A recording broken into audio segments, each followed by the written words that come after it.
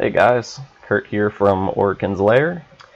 Just wanted to make a real quick video here, kind of discussing a topic that I see come up quite a bit often in forums and also amongst friends and new people that I meet when they learn that I play role-playing games and a lot of different tabletop games. So, what I'd like to kind of go over, I guess, would be my experiences with how to get new players involved. Whether they've never played a role-playing game whatsoever, or have limited experience playing something, and maybe there's a new rule set. But right now I'd like to focus this on being about getting new people involved. Somebody who's never ever played anything like a role-playing game whatsoever. And these are tips that anybody could pretty much use to get interest to new players, to eventually get them to where they might be more open to play some of the games that you know and love, like Dungeons & Dragons or Pathfinder, Shadowrun, etc. So a few things that I've played around with. I first got into just searching online for easy RPGs. That was the easiest Google search that you could probably come up with. Found a lot of resources. The first one that I found was, I believe, called Easy RPG, and I downloaded that, and it was a free rule set. And I took it to some friends, and we sat down. I went over the very basics about it. I think it only used D6s, and there was kind of a maybe D&D feel to it, where you had hit points and you had a few skills. And we played through that one adventure. I just ran them through something completely random that I came up with off the fly, and they loved it. And from there, they liked it so much that one friend of mine ended up going out and buying all the 3.5 books at the time for D&D. And then from there, it also spurred a few of our other friends to get involved, to join in and play some more D&D. And then I wanted to run some one-shots, something that was out of the fantasy realm, but didn't want to have to settle on using a specific rule set such as D&D, just something that was quick, fun, and easy. So that ended up getting me to Risus, the anything RPG. And then from there, you could pretty much, it's also free RPG, find it online, and from there you can tailor it however you want to, again, anything. So I ran some pretty interesting one-shots with that system using D6s again. It has a very light rule set to it, and there's a big following of it because it's been around since, I don't even know, early 90s maybe. But there's some communities out there, there's some website resources, and you basically can tailor the rule set to your liking.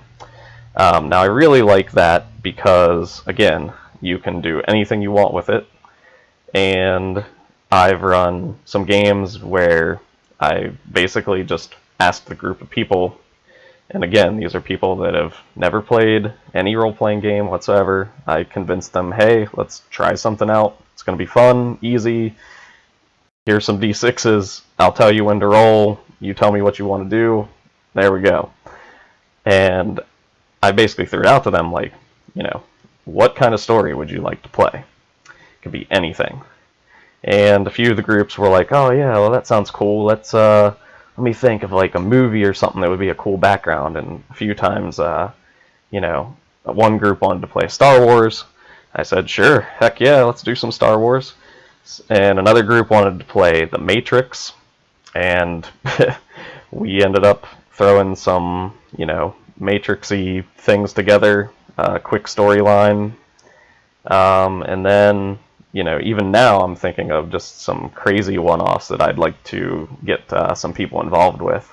I'm thinking of a Suicide Squad game to run people through. to be kind of like a tutorial game to that system.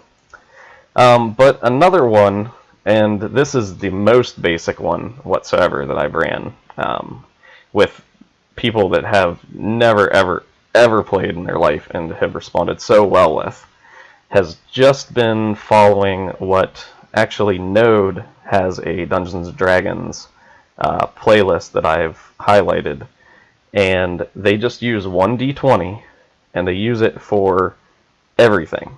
And it takes a little bit of knowing, I guess, what type of skills that would be involved in such things, but they do it in the D&D sense. So for instance, if you want to play a high fantasy game, all you have to do is ask a few simple questions to your player on what they want to be, and going from there, you would kind of already know what maybe skills they might have, what type of powers they're looking to be using.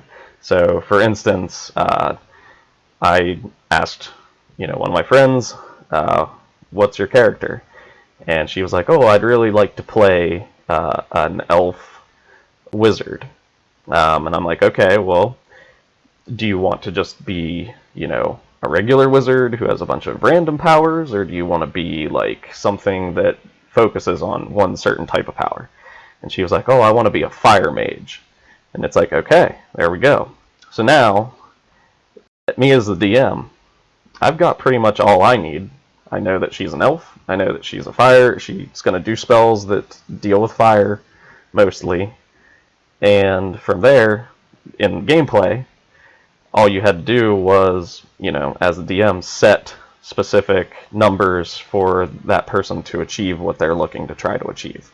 So it becomes a narrative. It becomes more of a role-playing feel for somebody who's never played before, and less about clunky rules. So it's like, hey, you walk into a tavern. This dude approaches you, and he's got a sword. What do you want to do? And their response is, oh, well, I'm going to cast Fireball on him. It's like, okay, go ahead and try to roll. See if you hit that guy with your Fireball. Roll d20. Maybe at this point I can think, oh, well, this guy's kind of, not a big bad. Maybe he's just a drunkard who's looking to pick a fight. And I'll set the expectation as if they roll a 10 or higher, then they're going to hit him with this Fireball. And there you go. That's all you have to do.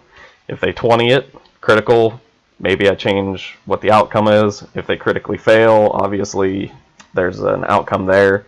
And if they just miss, there's just so many options you can do with it.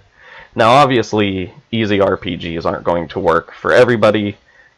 These would probably be mainly things that you'd want to use in maybe a one-shot or just introducing things to people.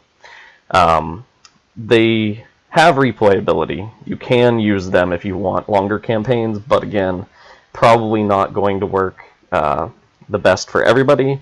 People kind of, want that whole, hey, I leveled up. What do I get as a bonus? Oh, I get new skills, I get new, stuff, and they get excited about that. And that's totally fine. I'm sure you can tweak these type of games to do that for them as well.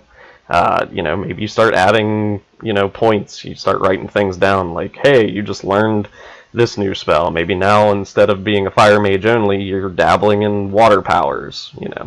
Plenty of opportunity to do anything you want with these things, but I find that it really grabs people who never thought in their life that they'd be playing a role-playing game, just because maybe they, thought that it was, oh man, I can't read this 400-page book. I don't understand all these rules. I don't understand any of this. What's a modifier?